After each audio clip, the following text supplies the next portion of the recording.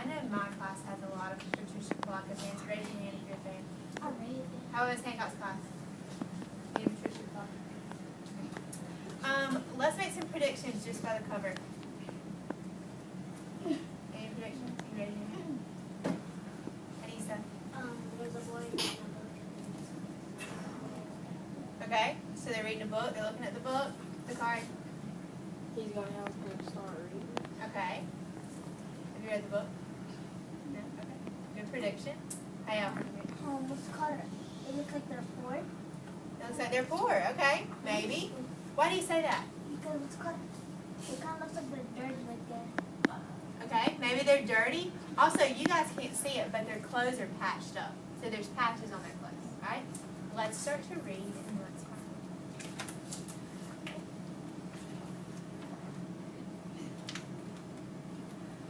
When Sheldon Russell Curtis told the story to his daughter, Rosa, she kept every word in her heart and was to retell it many times over in her long lifetime. Sheldon had been injured in a fierce battle and was left for dead in a muddy, blood-soaked pasture somewhere in Georgia. He was a mere lad of 15. He's young, not very old. 15, fighting in battle. He lay there for 2 days, by his reckoning, only to slip into unconsciousness and fever.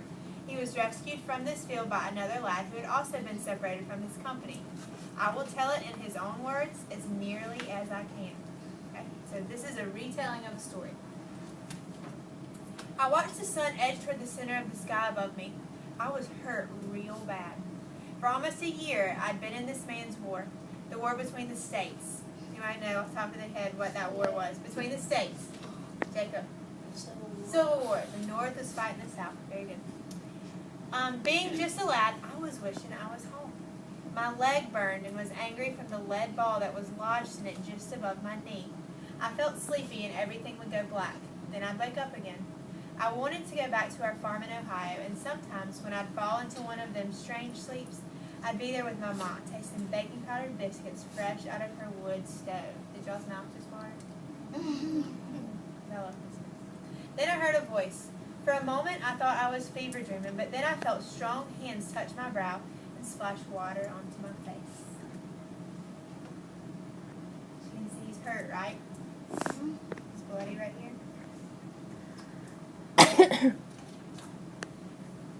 Being here, boy, means you gotta be dead, the voice said as he gave me a drink from his kit. Where you hit? Because if it's a belly hit, I gotta leave you here, he said. I'd never seen a man like him so close before. His skin was the color of polished mahogany. He was flying Union colors like me, my age maybe. His voice was soothing and his help was good. Hit in the leg, I told him. Not bad if it don't go green. Basically what that means is it would get infected kind of, and it would actually turn your leg or your arm or wherever you got hit, it would turn it green. So he said it would be okay if it doesn't turn green. Don't get infected. Can you put weight on it, he asked as he pulled me to my feet.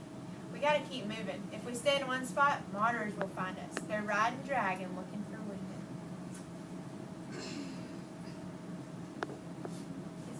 Why are they worried about water? Because it's a war, and he's down. He's injured. He's just laying there. So they got to get up and move because people are coming to take the people that are wounded that can't move, can't go anywhere. They're coming to get those people. Kind of take them prisoner. Next thing I remember was collapsing in a heap on the ground and rocking with the pain in my leg. Everything started to go black. Then I remember him pulling me up on his back. I heard him say, Lord have mercy, child, you as bad off as I am. I'll tote you. I can't rightly leave you here. I remember being pulled and carried and stumbling. I remember hard branches snapping back in my face and mouths full of dirt as we hit the ground to keep us from being seen. I remember slogging through streams, hauling up small bluffs, and belly crawling through dry fields. I remember these things in half sleep-like, but I do remember being carried for a powerful long way. Is that guy a good friend? Yes. Does he even really know it?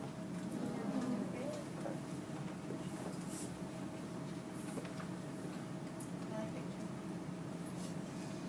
Belly crawling through the bushes. He's in and out.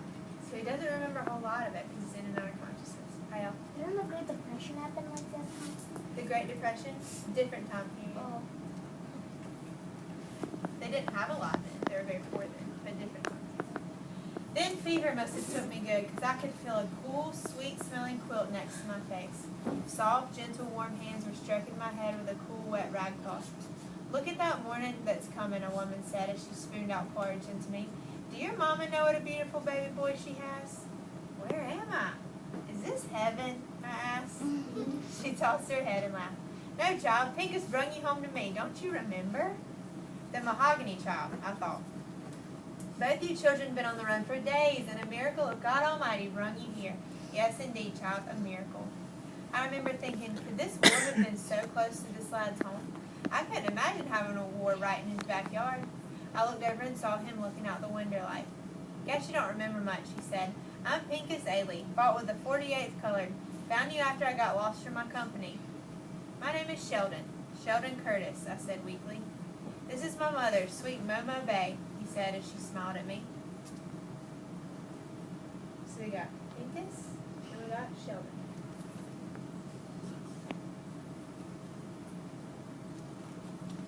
"Lord, Lord, I never thought I'd see my dear boy again," she said as she hugged him. "I've been getting along though, Pincus. Warm things got left in the big house when the family left. Dry goods too. The rest I've been getting from the woods. There's a freshwater spring. Still have some chickens. Even got an old cow out that back and still gives." "Then you have been here all alone?" Pincus asked his mother. "Where is everybody?" "Your daddy run off to fight a month ago. All the hands and their children run off out of harm's way, but I stayed. I pray to the Lord every day. My prayers were surely answered because he brought my baby back here to stay," she said as her face beamed. "You ain't never going to leave your mama again, are you, child?" she said softly. Pincus looked troubled and didn't answer. "Give me your best troubled look on your face." Like, maybe not. I might leave, I might not. Does he want to tell her the truth though? No. Probably not. "I'm going down to the stream and pound these clothes of yours," she said as she ready to leave us. "If you hear monitors coming, get for the root cellar door. Stay down there till they're gone. That's what I've been doing." "Martyrs here?" Pincus said with alarm. "They've seen there's nothing here for them, child. Nothing."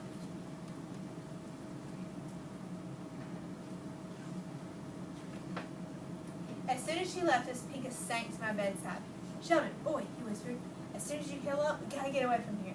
We are putting Momo Bay in great danger by being here. If they come and find that she's been holding troopers," and his voice shut off, "we gotta get back to our outfits if we can find them." "You mean back to the war?" I asked. I must have gone pale as he went on to say, "It's the only way, ain't it?" Then he looked at me. "Sheldon, you all right? You look bothered," he said as he eased me back. "You can call me Say," I said. "Everybody in my family calls me Say, not Sheldon. I suspect your family by now."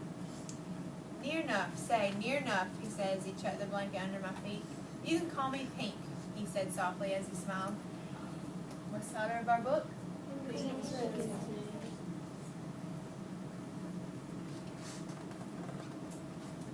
For the next week, Momo Bay fed us up both good. Raw milk and cornbread never tasted so good in all my born days. It were the first time in months my vitals didn't have any mealy worms in it. She saw to it that I tried to walk a little every day. "So that mean-looking leg don't go stiff on you and cripple up," she'd say. This place wasn't that much different from our farmhouse in Ohio. More poor, maybe, but it smelled the same, like pine boards and good cooking. A mess of beans with salt pork, cornbread, greens, and onions. When we slept, she sat near us, stoked the fire, and watched over us. Never thought I'd feel safe enough to sleep deep again. "My mother and Kalo, my father, jumped the broom on this very spot," Pink said as he walked me on my first day outdoors. "And that there was the master's house, Master Ailey." Pink spoke quietly as he helped me along. "How come you had his last name?" I asked. "Boy, when you own, you ain't got no name of your own. Even Kalo had to take that name." This is what's left of the place where they worked. It's a plantation. They were slaves. Pink's family was. Not six. As we rested under the willow tree, Pink asked me about my family back home. "Got one brother still at home to help run the place for Pa," I answered.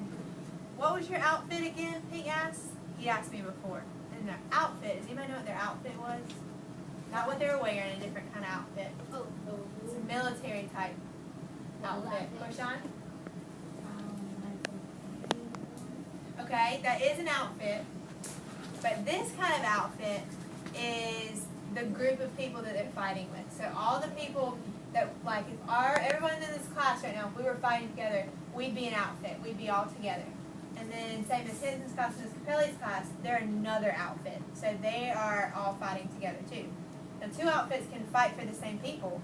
Like we'd all fight for welcome, but we're in different outfits, different groups kind of. What was your outfit again, Pink asked? He'd asked me before. Ohio, 24th. I carried the staff. Wasn't supposed to carry a gun, but then so many died. Even us boys had to carry after so many were slaughtered like hogs. At least you got to carry. In the 48th, we couldn't have guns at first. We fought with sticks and hammers and sledges. Can you imagine not trusting us with our own fight? I couldn't imagine such a thing. Then when they did finally give us muskets, they were from the Mexican-American War. Those muskets jammed and misfired. Then how in God's name can you want to go back, I asked. Because it's my fight, say. Ain't it yours too? And if we don't fight, then who will? I had no answer for him. But God forgive me, I didn't want to ever go back to it. What's that little flaggish thing right there? That's his mom waving out something like laundry, blanket maybe. We will finish, but what I would like for you to do is talk to the person beside you, just behind you, beside you. Tell them how you would feel if you were Pink or if you were safe. Would you want to go back or would you not? I would go back. I want to go back.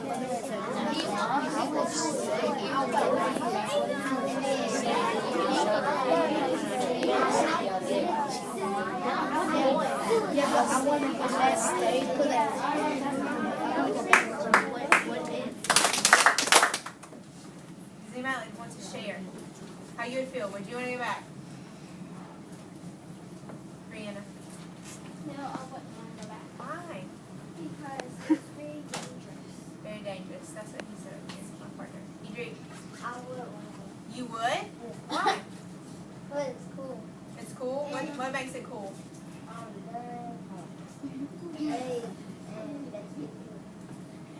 Okay, so that you think the guns are cool? I would say that looking from the outside in, sometimes we probably do think guns and stuff like that are cool. But we also have to imagine the other side of it, the bad side of it, like they've seen. Korshan. I would go back because You don't want to be who? Pink. So you would want to go back? All the way in the back. I would go back because if there was like any weaponry or stuff or food, you could get that and go back and then try to fight for who you're fighting for.